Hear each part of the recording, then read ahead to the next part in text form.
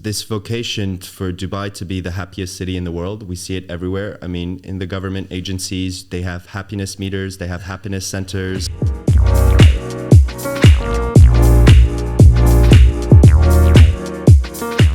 Alex, Ben, you guys work in real estate in Dubai. I think from what I heard, the market is going pretty well, right? Yeah, the real estate market in Dubai, I mean, it started in the late 90s and it's what gave growth to the city that itself. The sheer amount of interest in investment and bringing over investors has been such a good business model for the UAE, I mean, for Dubai itself.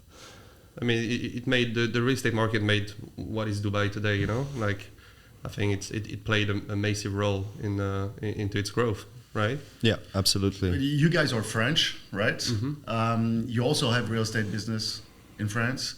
How do you see how much different it is from France, for example? A lot, apparently. It's I would say it's the complete opposite. I mean, okay, there's so many things to say about it, but yeah, I would say first that everything is quite simplified here. Mm-hmm. You know, in France, like we like things that take time. We like long process. We like red tapes. We love all of this. In here, I would say that everything is simplified. We are also like in a complete different market in a way that it's a brand new city. You know, like the UAE are just like 50 years old. Yeah, we celebrated the 50th birthday last year. Okay. And so obviously there's a lot more happening than in Europe, which is a quite stable market. I mean, I'm talking about France right now. But yeah, I mean, you know, what was Paris or France 10 years ago is what it is today, and it's what it will be in 10 years as well. I guess it's kind of the same thing in Switzerland as well, right? Yeah. Yeah, Dubai is a city that's constantly evolving. It's got constantly newcomers coming, families, entrepreneurs. So it's a city that attracts a lot of newcomers. Yeah. The thing is, as Alex said, because it's so new, there is an undersupply of units and apartments and villas, and it's a city that is in complete expansion. And so that gives rise to the sheer amount of developments, new developments that take place in the city. Mm-hmm. It's actually what's interesting. I mean, I got to outline one thing in there is that, you know, like for most of people coming and seeing the market from the outside, they would say that, you know, there's an oversupply of units. There are so many units. Totally. I agree. I think everybody from the outside that are not really into the Dubai market are thinking this way. However, it's the complete opposite, because there's one factor that you got to take into account is the attractivity of the city. You know, I mean, obviously there's a lot of projects, there's a lot of new development, there's a lot of developers. However, there's even more tourists, even more people coming every year, every month. It's created new businesses getting created on a daily basis. That's So what's the trend now in terms of project?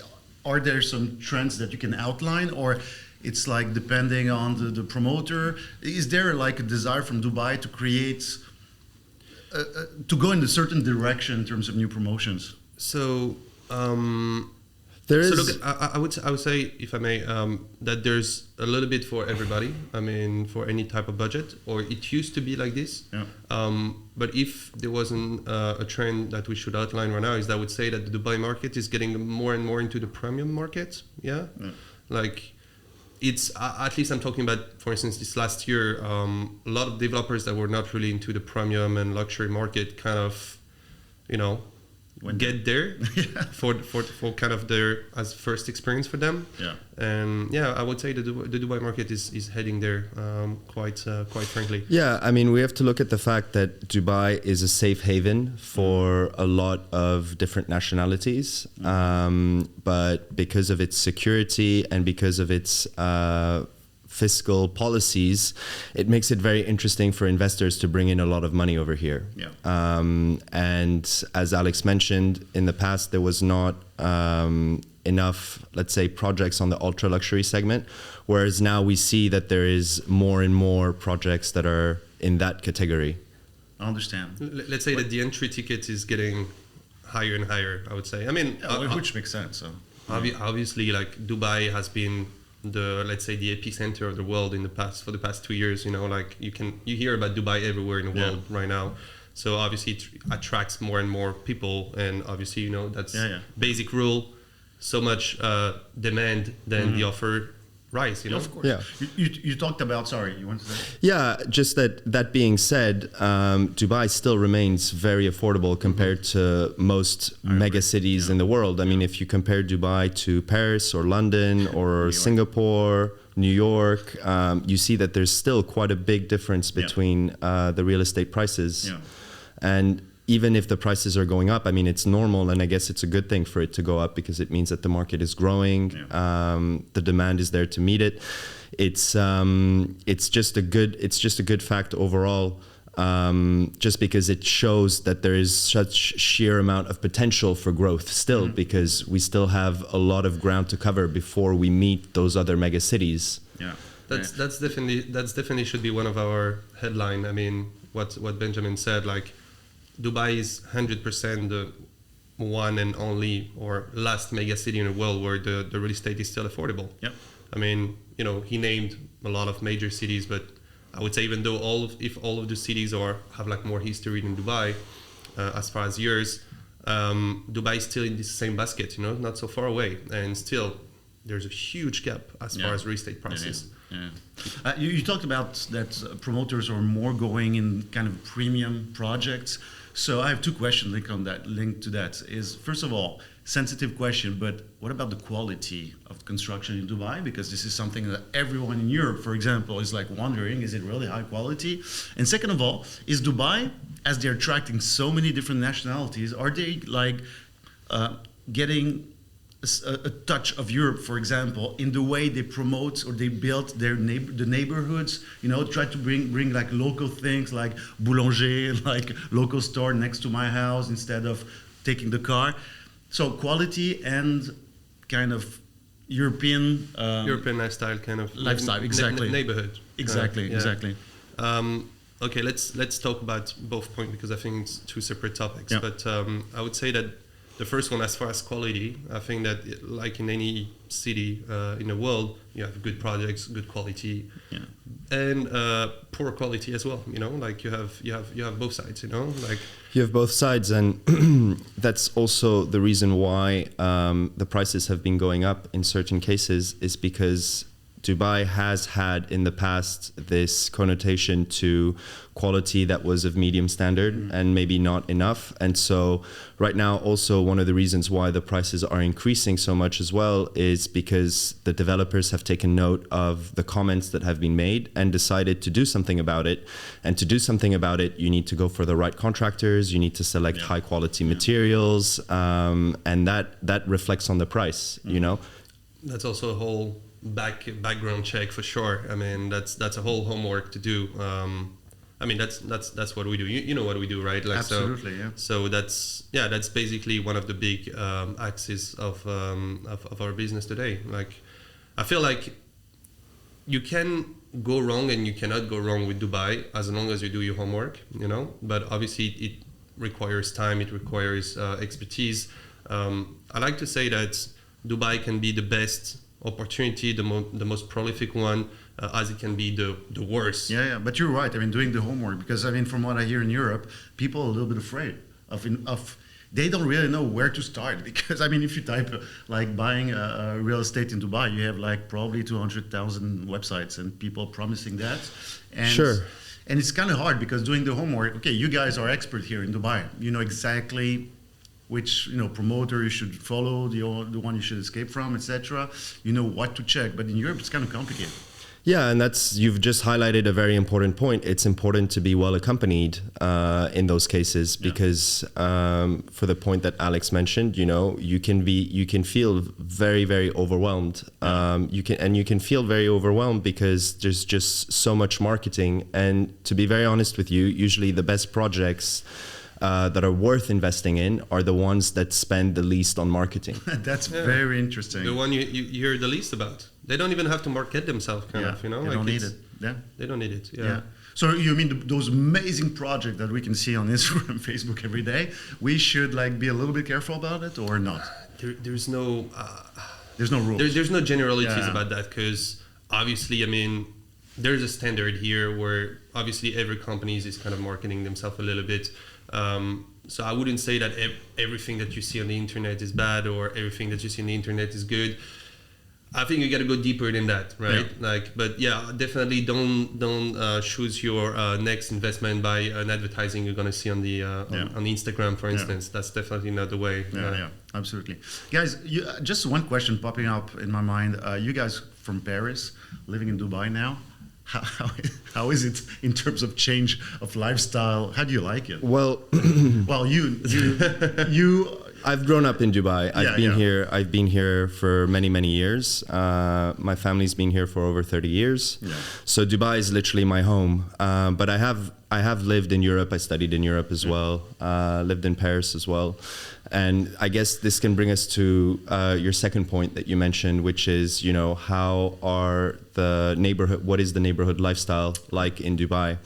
And, there's in Europe, we have this neighborhood kind of life that we have to where we live, where we have, conveniences all around, just a walking distance and everything. Whereas Dubai is typically a city where you have to take your car to go everywhere.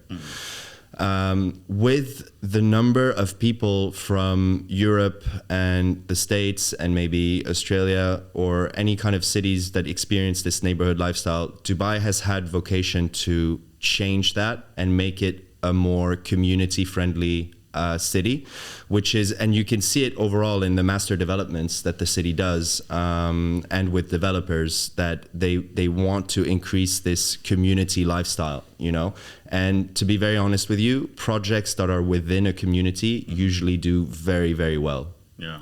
Yeah, it's answering so many problematics. I mean, nowadays, what is the ratio already? Like, there's like one local for like 10 or 11 expats. That's huge. So basically the whole culture and the whole city is kind of has to take the shape of what expats want, kind of, and it's true that community livings are answering so many problematics here, because for European, I would say that it was, for me as a European, one of the big downside here in Dubai was this lack of neighborhood lifestyle, being able to walk around.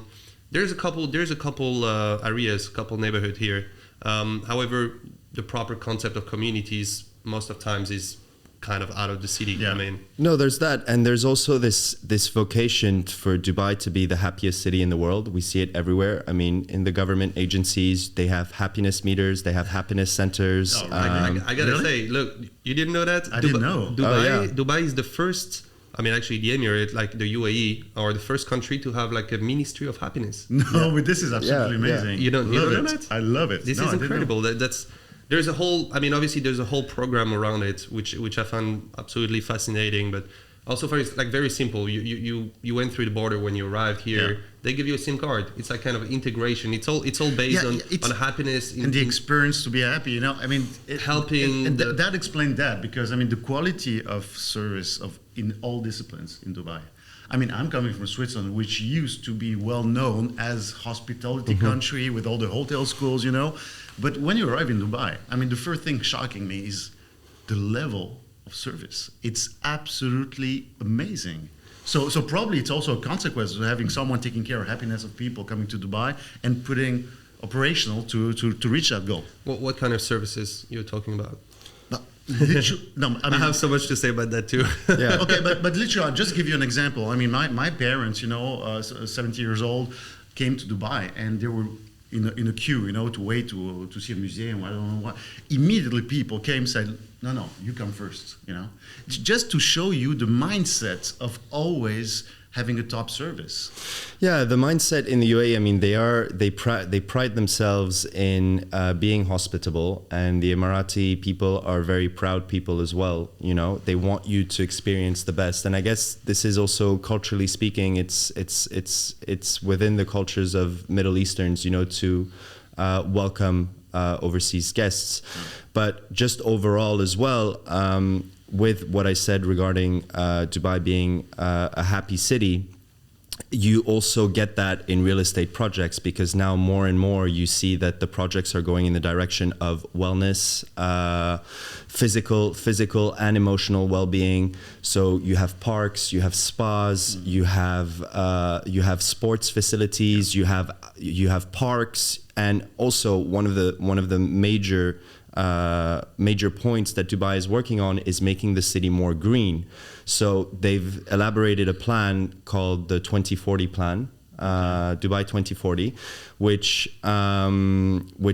basically is a plan to make the city a lot more green, with more parks, more zones that are outdoor and everything, to kind of get away from this hustle and bustle that a city is, and to compare that to Europe, basically Dubai has a white sheet of paper where any idea, any project can come to life, and quickly too. And that's the directives of His Highness Sheikh Mohammed. Unlike the bureaucracy that some other places are, when Dubai has a plan in mind and an idea in mind, they do everything to execute it. So we really see that Dubai has a future. I mean, there was an economic plan that was unveiled as well, where they want to double the economy. That's what I find fascinating. So simplified. I think that's one of the best representation. The economic plan in 10 years is like 10 bullet points. While in France we have like 200 pages that no one's reading and nothing happened afterwards. I'm sorry to say, but that's a fact. That's true. So Dubai is a city that is definitely growing, that has a future, and I think those waves of changes, like, they've come in waves. There was the first one in the end of the 90s. Then there was one after the economic world crisis that happened in 2008. And I feel like post-COVID, there is yet another wave that is coming. The UAE is really taking advantage of worldwide crises, being a safe haven, and then taking advantage of the situation to make Dubai the place where people want to be and want to live and want to invest. It's like lifestyle overall, I'd say. Talking about investment, I mean, the prices went really up in terms of real estate, guys. I mean, those last years. From everyone's talking about that. How do you see the future? You don't have a crystal ball, but I mean, how do you see the trend of the prices? It will continue to go up. They're overvalued today. It's going to go down, because that's a big discussion. Everyone who wants to invest in Dubai have their own opinion. So what's yours? That's like the question that everybody's asking us. But as you say, we don't have a crystal ball. However, we like to answer that question by, like, let's say, concrete things. There's a couple factors, I would say, like positive signals that are saying that obviously the growth's gonna keep going. I would say the first thing is a simple observation of the kind of people that are living here in Dubai. Like you're gonna I like to tell this story, but when I just got to Dubai, I was really surprised by one fact, is that every person I was meeting, like every foreigner, and I was asking how long you've been here, how many times you've been here, and they were saying, I've been here for like 3, 4, 5 months. Oh, it's my 6th, 7th time I'm coming. It's a city where I think because or thanks to many things, many positive factors, lifestyle, I mean, you name it. It's a city where people are, once they try it, they come back and stay long. Yeah, and it's becoming a trend to come to Dubai, as in it's becoming a trend to not only have a place in Dubai to stay, but also it's getting in people's calendars, just like when people put in their calendar to go skiing. They put in their calendar to go to Dubai, especially during the winter months, because the winter months are obviously the best months. So if people want to get away from the cold, they come to Dubai. Absolutely. So just to get back to what I was saying, to explain that fact. So taking into consideration that it's a place where people are coming back and stay long, the government definitely knows that. That's also why they put so much effort into their marketing, And I think you noticed that in these past years, they've succeeded to, to get all those major world events, You know what happened like 8 months ago, right? Yes. You had the Expo, Universal Exhibition.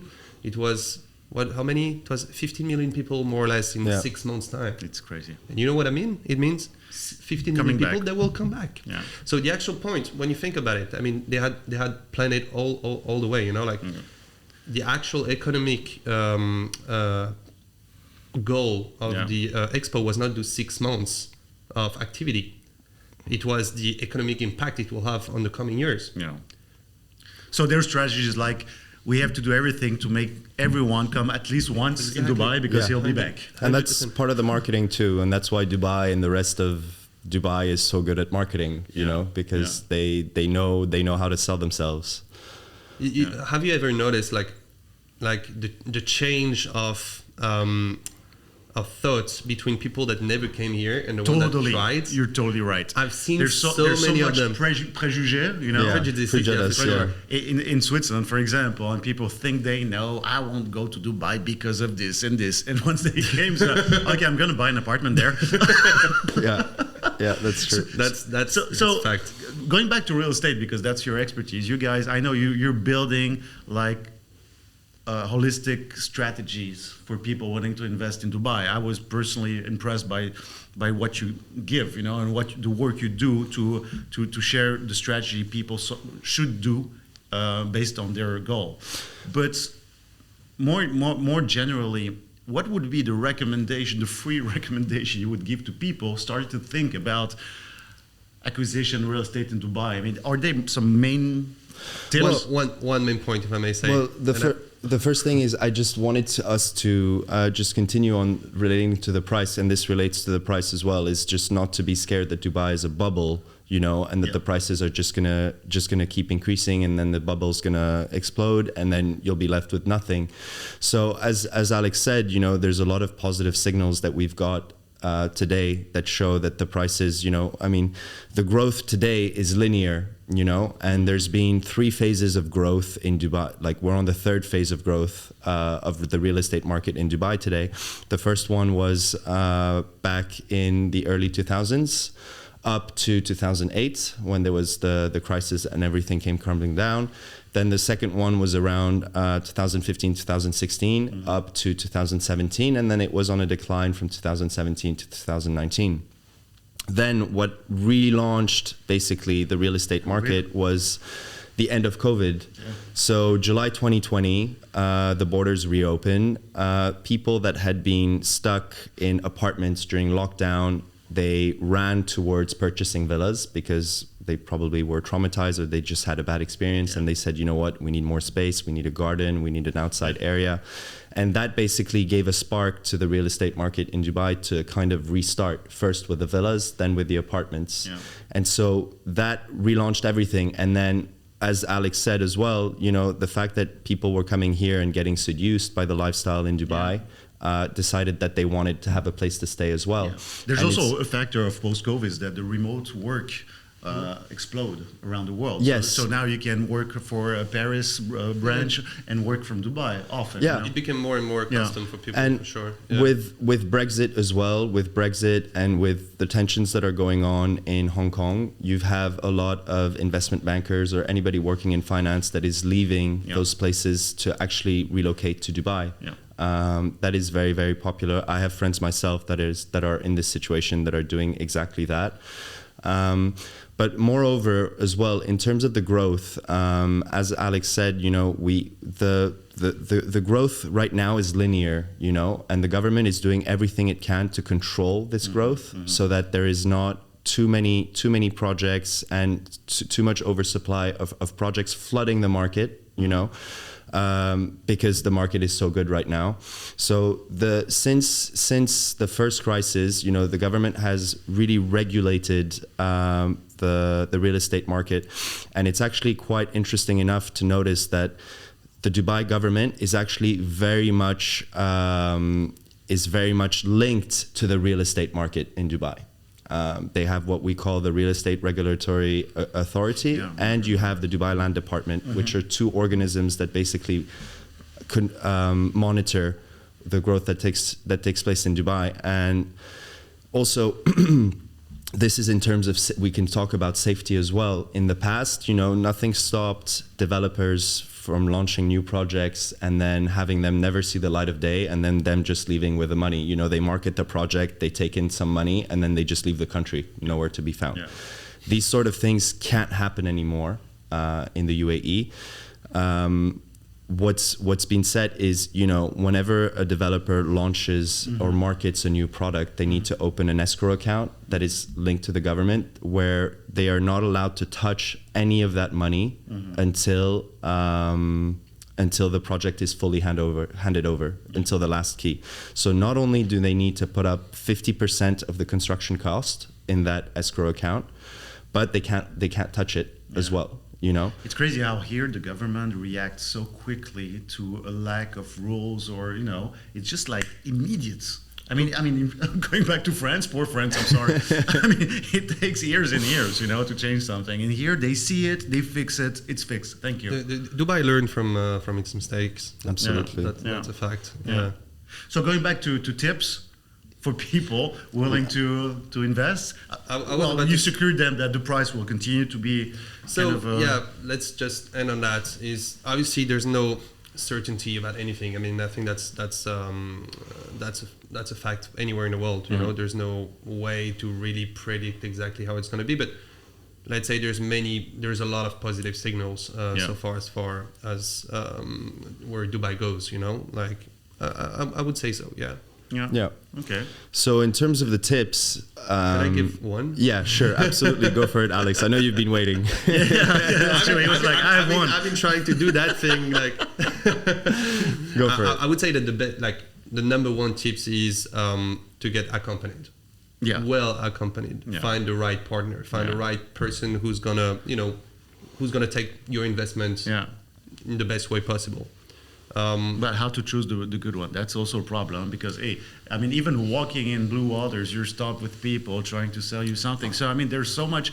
The market is so huge. There's so many new players, small players, coming and trying to give you pieces of advice. But I would say push to contact.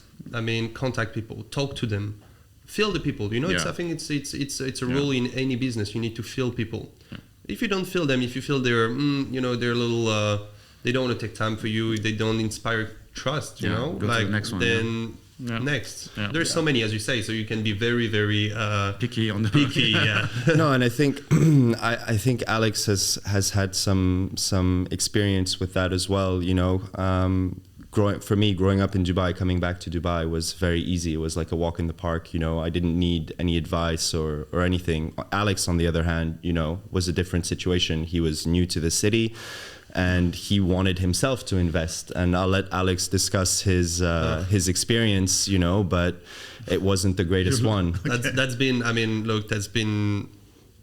almost one of the main reasons we even created our business today. I mean, there was such a lack of service. So what he was saying, when I just got to Dubai, I wanted to invest myself, and I thought, okay, I'm gonna call a few agencies that I heard of or that's been recommended to me, and that's gonna be kind of my benchmark for our future business, you know.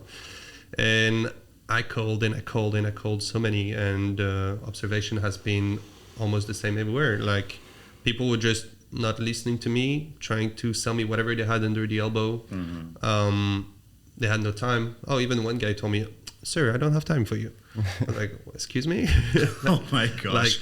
You know, we don't talk about baguette and pain au chocolat. You know, like in croissant, we talk about real estate. We talk about actual real money. You know, some people, and that's also another interesting factor, is that people would say from the outside that there's only wealthy people in Dubai. It's not the case. I think Dubai is more and more opening up to middle class. And so, like, look, there's people that, you know, have been saving their whole life, you know, and they heard about Dubai and the opportunity it can be, and think, oh, you know, maybe I can give it a try and invest my life saving there, you know. And to these people, you're gonna tell, hey, I don't have time for you. Yeah, Really? no, it makes no sense. That shocked me. Honestly. For me, I compare your business a little bit like an insurance broker in Switzerland or a bank. You know, it's like you cannot only sell an insurance product. You have to understand all the patrimoine that the person has, his goal in life, etc. And I really think that when you invest in real estate, I mean, it's not. I mean, for most of people, it's still an investment. You know, you don't do that every week. Of course,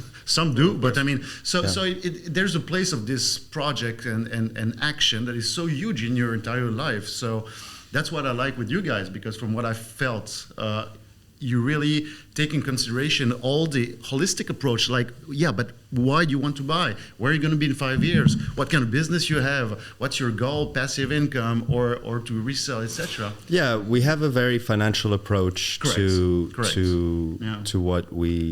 what we offer as a service. Financial but human, very human. Yeah, financial but human. Exactly.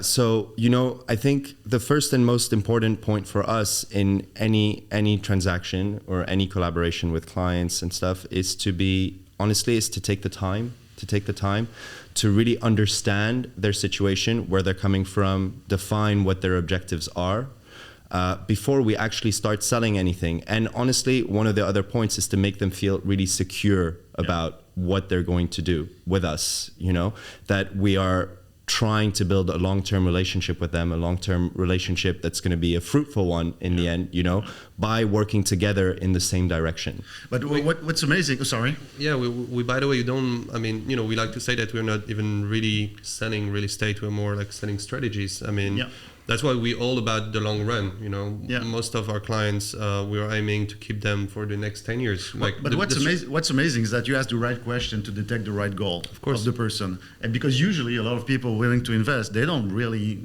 know why. I mean, you know, and your question is really because I saw that. And after it, what's amazing is that you follow all the process. So you build the strategy and then you apply the strategy. Basically, you're going to buy and sell. You're going to rent an apartment that you bought for one of your clients. You're going to decorate it. You're going to take care of the maid, etc. So it's amazing because for an investor, it's just it's a complete turnkey service. It's a complete turnkey service that we offer. We go from the start all the way to the end, and the start is, you know, about elaborating the strategy to the acquisition, to the handover, to the furnishing and property management, you know? Yeah, I mean, look, at the end of the day, we created a service that I wish had been offered to me when I just got here, because I can't even explain the feeling, once again, when I got here and I was really wanting to invest in it. And I'm thinking that there's so many people in the same case than mine, you know, who just arrive and wanted to get into, into really being involved into the city by investing. And you know, I've been literally lost on the way. Yeah. And that's a pity because I really wanted to. So I'm thinking, there's a huge lack of service for that. And, you know, like, once again, you know, coming from my past companies, we were, we're coming from the service and luxury industry. So for us, taking the time is like a standard, you know? Yeah. And so that's why I'm sorry. I gotta outline another thing, because you said that you were very impressed by the level of service in Dubai. That's why I wanted to say, what kind of service you're talking about. Because government services are really good. Correct. Nothing to say about it. Much better than, I would say, most of the places in the world. I would say maybe entertainment services are good too. Transport, let's say there's a huge margin for evolution, but I think that what they have already accomplished is quite good as well. Yeah. But as far as real estate, my goodness. No, and you know, I mean, if I can simplify our approach, you know, to investment, you know, sometimes the question is, you know, what can I buy for 300,000 euro? And, you know, our take on the question is, this is what you can do with 300,000 This is euro. great. I love it. You know, and you have to understand, like in Dubai, there's over like 600, 700 brokerage firms. You know, which is enormous for such a small city. But you have to understand that most of them also did not come. I mean, there are very successful ones. There are very good players out there, but there are also players out there that are completely disastrous, as Alex mentioned. And you have to understand that also it's because most of the new players also don't necessarily come from a real estate background. You know, they just know that there's money to be made. They're just interested in taking the commission, and then that's it. It's goodbye. It's finished. It's just a one shot, you know, and that's not the way that we work. So as I mentioned, you know, we do long-term relationships where we develop strategies in the long run. Most of our investors actually are repeat buyers. You know, they don't just buy one property from us. You know, we develop a strategy over a number of years. We define the moves that are needed to be made at certain times when projects come up. But the thing is, this is why it's also important to be accompanied, because Dubai is an extremely dynamic city. It's very dynamic. It moves very quickly.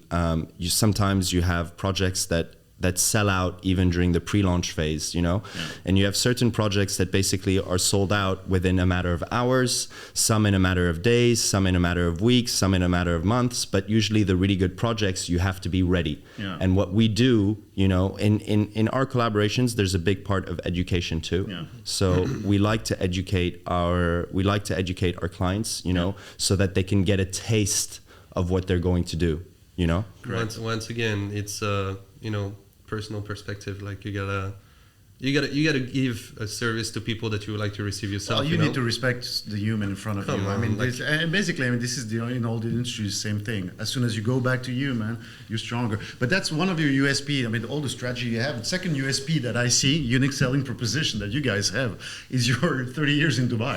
Absolutely. Because Absolutely. I mean, it's rare to have a real estate agency or strategy knowing Dubai as well as you.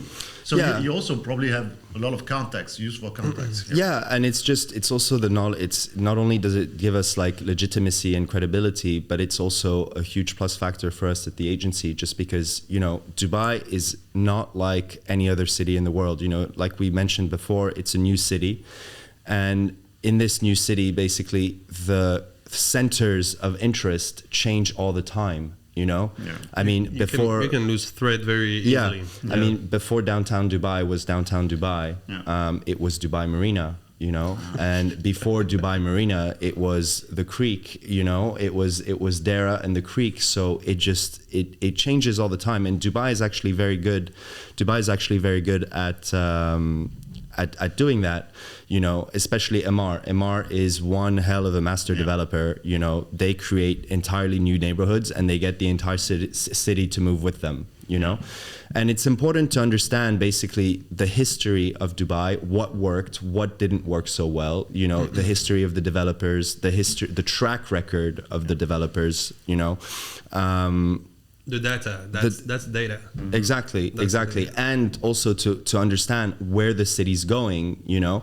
And the thing is, right now, I mean, in Dubai, there is so many plots available. There's so much land available, you know, compared to other cities like Paris or London, which are already completely saturated. Dubai has a lot of land. So it's important to understand the urban planning of the city to know basically if a next neighborhood is going to be something noteworthy or not. Yeah. You know, and to be honest, a lot of people that come to Dubai, you know, they're new and they try to understand the city very quickly, but it's unfortunately it's not something that you can learn so easily. No. I had the privilege of experiencing it firsthand, you know, and that makes a huge difference. Yeah. It makes a huge difference. Absolutely. Alex, Ben, thank you very much. Thank you. Thank you for having us, Nicolas.